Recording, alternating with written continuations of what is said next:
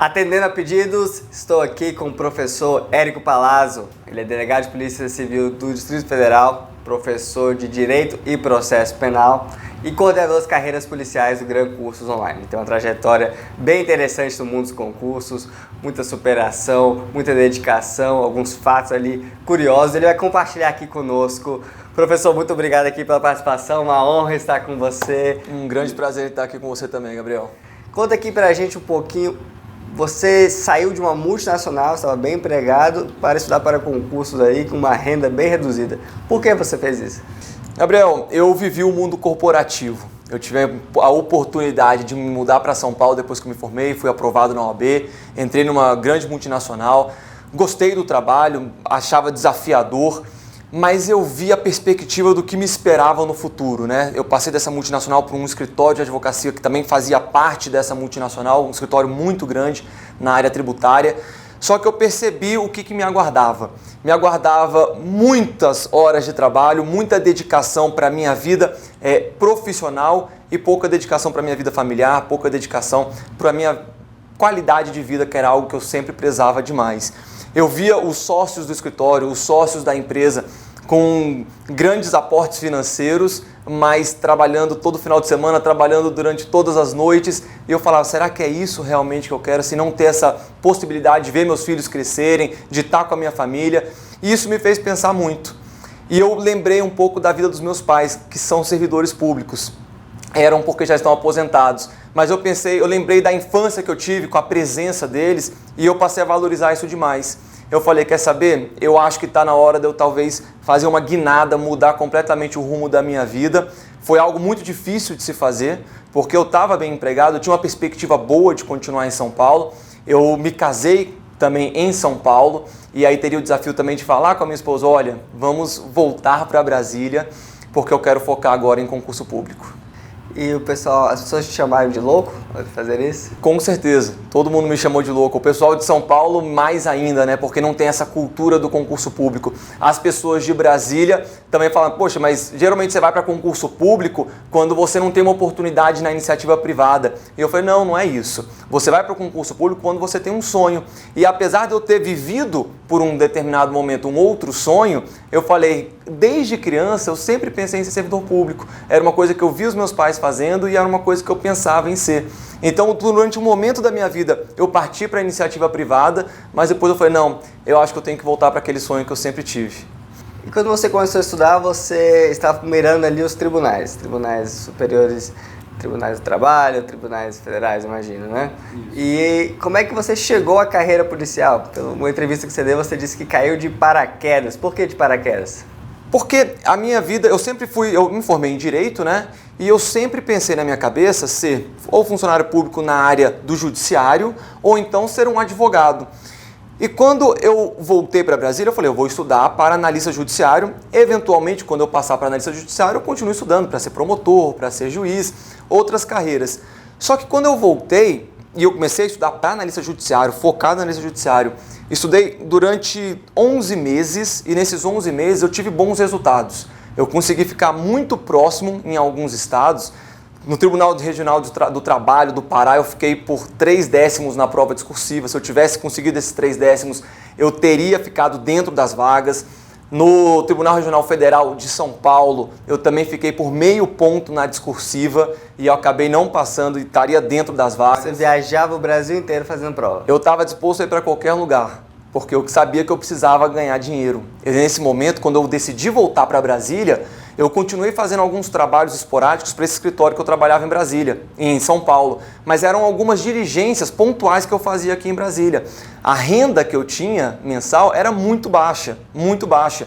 Então eu morei inclusive na casa dos meus pais durante um tempo, durante alguns meses. Depois eu mudei para uma casa pequenininha para mim e para minha esposa para a gente morar. Mas para você ter uma ideia, a gente não tinha internet em casa. A gente economizava tudo que a gente podia para poder ter o mínimo básico ali. Não tinha negócio de comer fora, não tinha cinema, não tinha lazer. Era realmente o necessário para sobreviver e eu estudando muito. Aí o pessoal te chama de mais louco ainda, né? Porque sair do emprego já é louco, aí viver essa vida ali com os recursos bem reduzidos, imagino que foi algo de muitas críticas e comentários. Sem dúvida, sem dúvida. Muita gente não apoiou, muita gente falava que eu era louco, falavam para eu voltar para São Paulo, voltar que eu ainda teria oportunidade nesse escritório, mas eu estava decidido. E uma coisa, Gabriel, que eu sempre falo para as pessoas, eu economizava em tudo que eu podia, mas eu nunca economizei no investimento no meu conhecimento. Então eu sempre me preocupei em ter os melhores materiais, em ter tudo aquilo para buscar esse objetivo. Meu objetivo não era agora ser aprovado num concurso público, eu tinha que ter as ferramentas para isso. Então, em material de estudos, eu nunca economizei.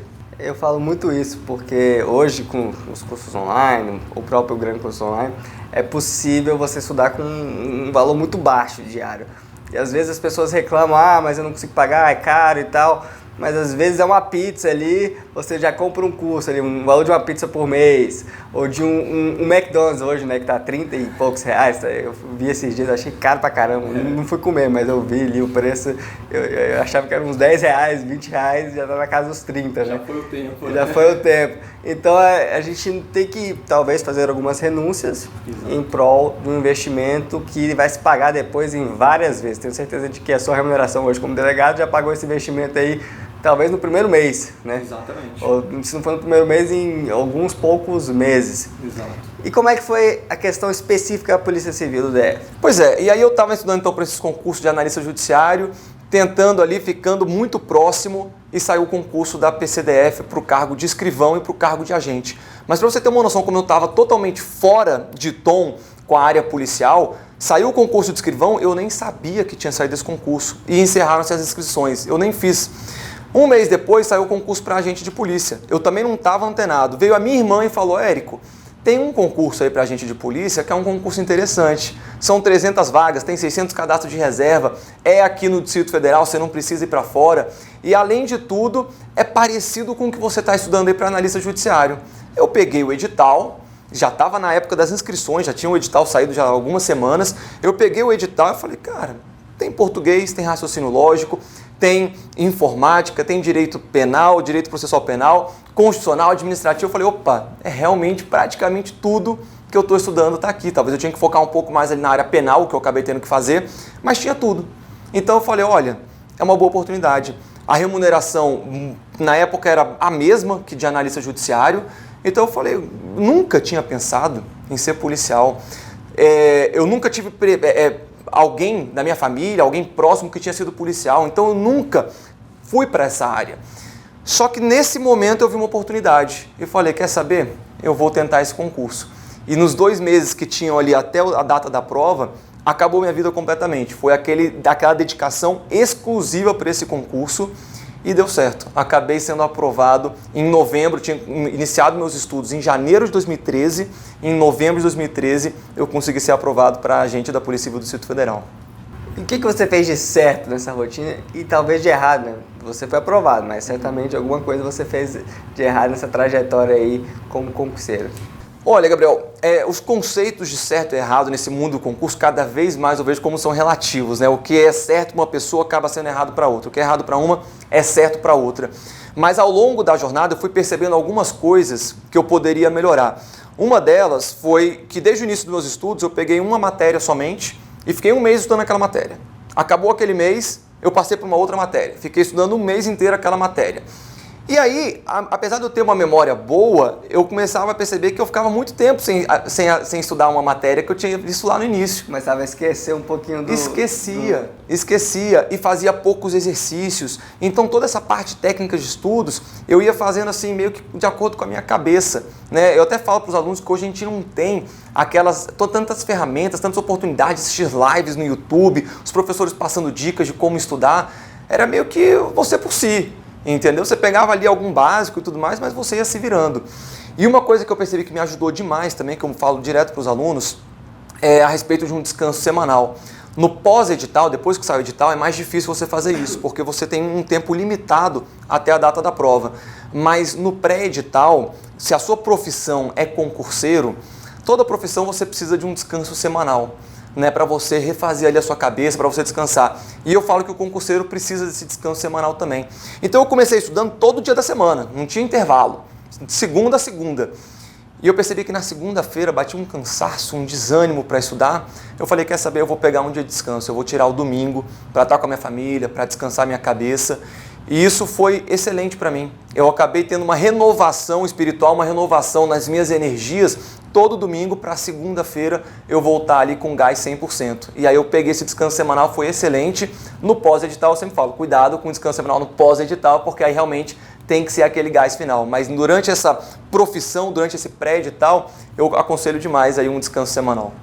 E por que você virou delegado? Você não queria nem ser policial, depois acabou virando delegado. Como é que foi isso? Foi engraçado. Como eu entrei na academia de polícia, né, sem nunca ter pensado em ser policial civil, ou nenhum tipo de polícia, eu entrei lá até com um certo preconceito. E eu não tenho vergonha de falar isso. Eu tinha esse preconceito porque eu não conhecia as carreiras policiais.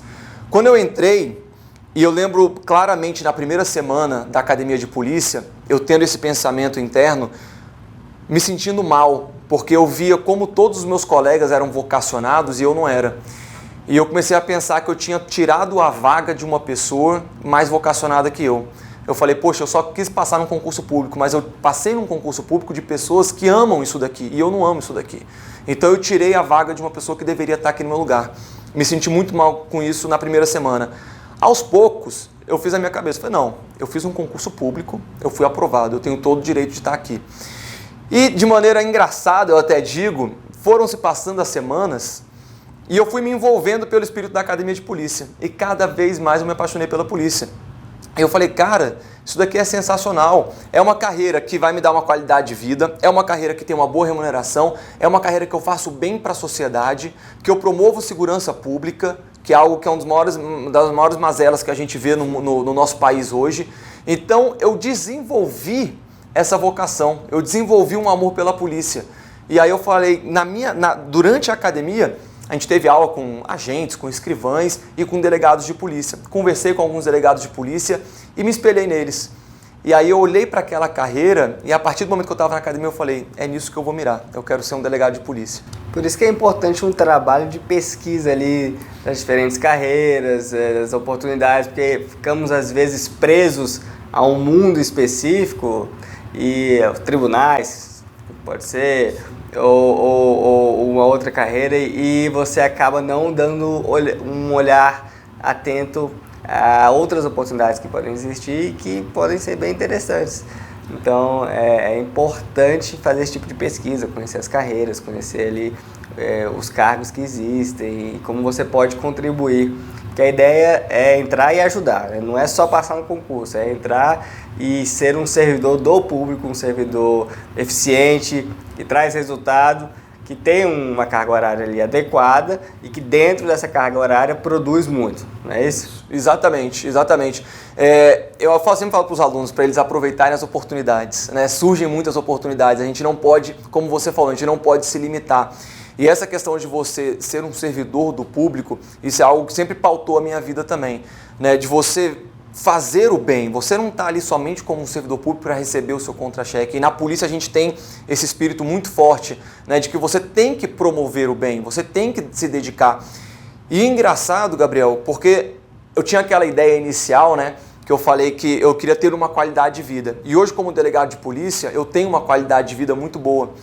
Mas a profissão exige que muitas vezes você não durma, exige que muitas vezes você fique além do horário, exige que você se dedique mais às vezes do que você imaginava que iria se dedicar. Mas eu faço isso com amor. Eu acho que quando eu estava na carreira como advogado ou trabalhando em multinacionais, em que pese aquilo me trazer algum tipo de satisfação profissional, eu não estava fazendo o que eu amava. Hoje eu faço o que eu amo, então eu não me importo nos momentos que eu preciso andar a segunda, a terceira milha. Eu faço com o maior prazer que eu poderia ter. O problema não é trabalhar muito, e sim trabalhar muito em algo que talvez não é a sua paixão. Eu, por exemplo, sou empresário, trabalho aqui 15, 16, 17 horas por dia e faço com muita satisfação. O problema não é trabalhar muito no escritório, não é uma crítica à iniciativa privada, é porque você ali entendeu que não se encaixava naquele contexto para o resto da sua vida e buscou ali uma outra oportunidade, assumiu um risco, né, ao fazer isso. Como é que foi a preparação para delegado?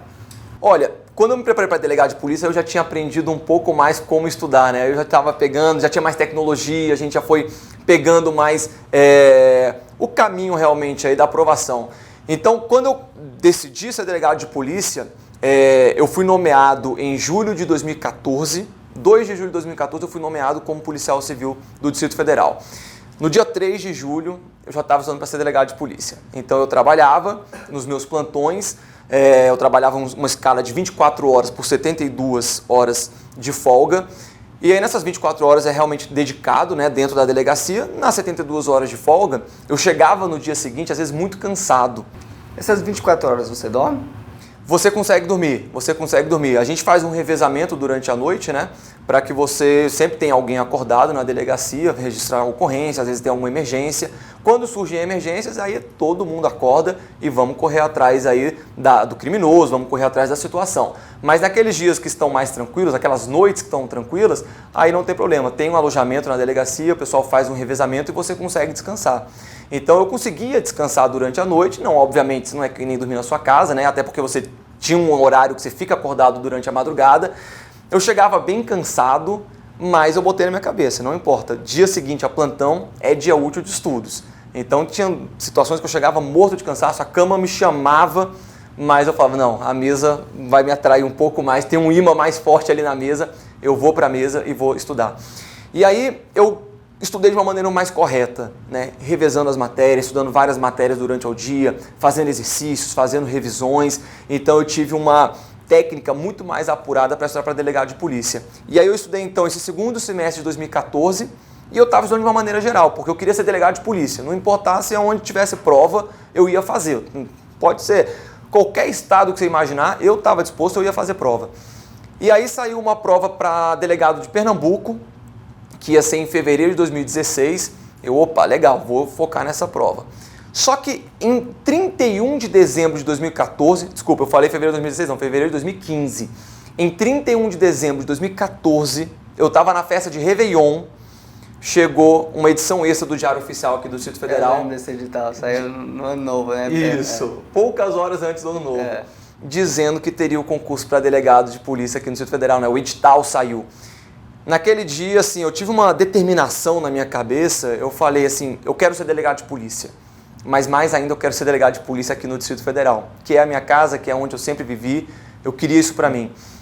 Eu fui embora mais cedo da festa de Réveillon e no dia 1º de janeiro de 2015 eu já estava estudando focado nessa prova. Deixei de lado a prova de delegado de Pernambuco, só que como eu tinha me inscrito, eu falei, eu vou fazer essa prova. 2 ou 3 dias antes da prova de delegado de Pernambuco, a prova foi cancelada. Então eu nem fui para Pernambuco, eu tinha passagem, perdi o hotel, perdi tudo e não fui para Pernambuco para fazer essa prova. E a prova para delegado de polícia era em maio de 2015. Então foi a única prova de delegado de polícia que eu acabei fazendo, não tive a oportunidade de fazer outra prova e acabei sendo aprovado. Mas da mesma forma que eu falei que quando saiu o pós-edital da prova de agente de polícia eu fiquei 2 meses sem vida, esse agora foram 4 meses e meio de dedicação exclusiva. Eu não fiz mais nada na minha vida se não focar nesse cargo de delegado de polícia no Distrito Federal e acabou dando tudo certo. E valeu a pena? Demais, demais. E eu não me arrependo, eu sempre falo, obviamente eu não me arrependo de 1 minuto que eu perdi não, né? Que eu ganhei estudando, Investiu, né? Que eu investi nos estudos. Eu não me arrependo de uma festa que eu deixei de ir, de uma viagem que eu deixei de ir. Todo o sacrifício é compensador quando você é aprovado. Como delegado, tem alguma situação ali marcante que você possa compartilhar do dia a dia, da atividade que você exerce? Porque imagino que é um cargo que consome muito ali no âmbito psicológico, né? E também físico em alguns momentos. Sim. Tem algum caso que você possa compartilhar com a gente? Tem, eu falo que na polícia você poderia escrever um livro, porque todo plantão que você faz tem alguma situação inusitada, tem alguma coisa que acontece, então é bem legal isso daí. Tem algumas situações que me chamaram mais atenção, tem algumas situações que me chocaram mais e outras que foram mais interessantes. Uma que me chocou muito foi, infelizmente isso acontece, né? Um estupro de vulnerável, né? Uma criança de 11 anos de idade que foi estuprada pelo seu próprio professor da escola. Isso foi um caso público que, né, toda a imprensa noticiou, então eu posso comentar a respeito. Foi um caso que me chamou muita atenção porque eu vi o desespero dos pais, né? Os pais vendo que a sua filha tinha sofrido e todos os traumas que ela teria em razão disso daí, né? E vendo que na figura do professor da escola, em quem mais deveria ser confiado, acabou acontecendo essa situação. Foi uma investigação muito dura da gente se deparar com a realidade dos fatos E duro também o momento que eu coloquei esse professor na minha frente e fiz uma entrevista com ele. Essa entrevista durou 3 horas, né? Essa oitiva durou 3 horas. E as mentiras que ele inventava e a gente tentando colher, de acordo com as provas que a gente já tinha, né? Tentando colher a verdade, contradizendo o que ele dizia pra gente. Então foi um trabalho muito legal de se fazer, apesar da situação extremamente trágica que a gente viu. Ele foi preso? Ele foi preso. Condenado?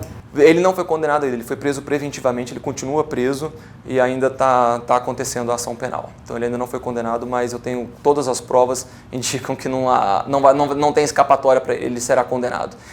E teve um outro caso também muito interessante de homicídio. Homicídio eu sempre falo que é o caso mais complexo que tem, porque quando é bandido matando bandido, é um pouco mais fácil de você desvendar.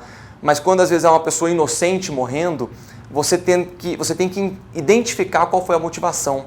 E a motivação do que seria para você matar uma pessoa ou para eu matar uma pessoa é totalmente diferente do que às vezes você vê as pessoas usando como motivação para matar. Às vezes uma dívida de R$50 é uma motivação para alguém matar outra. Às vezes um xingamento na rua, uma briga de trânsito, as pessoas se matam. Então você identificar isso daí no meio de uma investigação é complicado. E essa investigação específica tinha morrido um pai de família que haviam matado ele com uma facada no pescoço e queimado o corpo. As provas estavam bem difíceis de ser colhidas, em razão do corpo ter sido queimado. Mas com a investigação, um dia eu coloquei na minha frente o cunhado dele.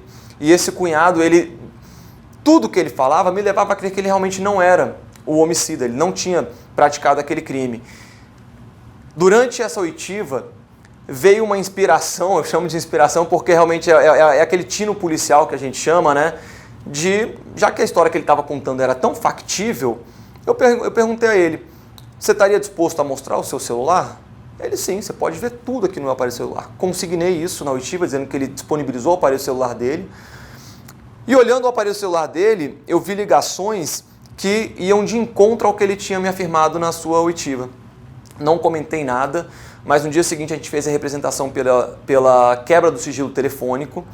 E aí deu que ele estava no local do fato, pela quebra da estação rádio base, né, pela estação telefônica, deu que ele estava no local onde foi encontrado o corpo da vítima. Né? Ele havia feito ligações daquele local em horários que ele dizia que ele estava dentro de casa.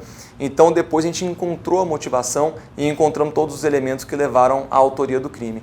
Então a gente faz algumas investigações assim que você começa, e o legal da polícia é isso, você começa algumas investigações sem nada. Você tem um corpo, você tem uma vítima e você não sabe o caminho. E o desafiador do delegado de polícia é isso, você presidir um inquérito policial e determinar quais são os caminhos, como que a gente vai chegar no resultado aqui, como que a gente vai entender a materialidade, a autoria do crime, as circunstâncias.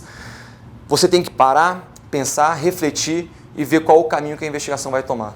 É um desafio porque você precisa fazer isso preservando todos os direitos também do investigado, porque também há casos em que talvez a pessoa seja inocente, né?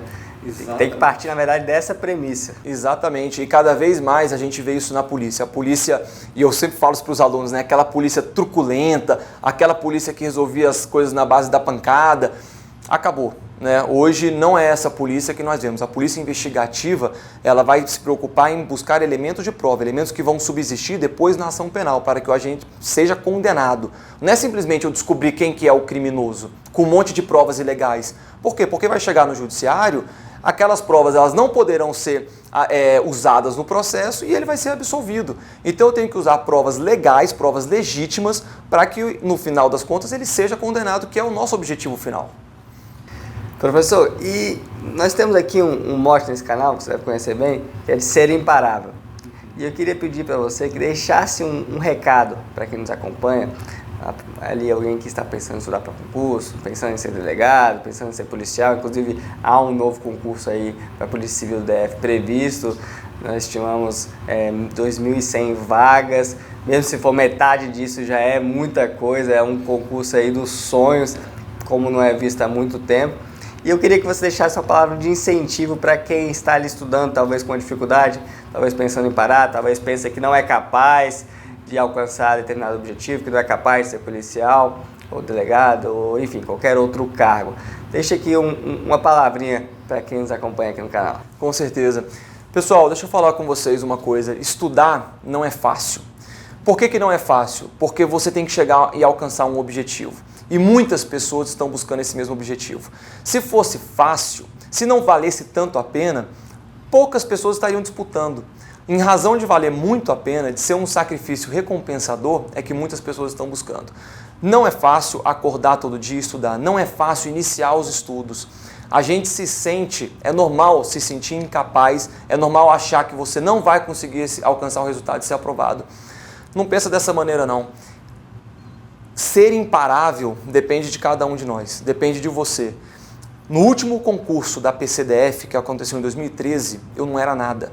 Não era nada que eu digo o seguinte, eu não tinha nenhum cargo, eu era simplesmente um estudante de concurso público.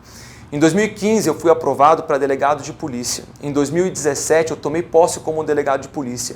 Em 2018 eu me tornei professor do Gran Cursos Online. E em 2019 eu estou aqui falando com vocês. Vocês veem que em poucos anos a minha vida mudou completamente.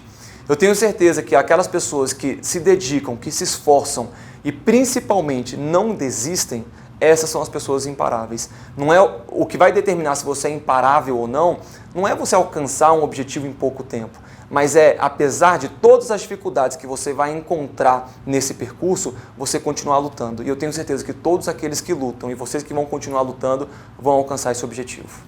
É isso aí. Muito obrigado, professor. Um prazer tê-lo aqui conosco. Se você gostou deste vídeo, assine o nosso canal, ative as notificações e fique por dentro do conteúdo que nós vamos fornecer por aqui, sempre visando que você continue rumo aos seus objetivos de maneira imparável.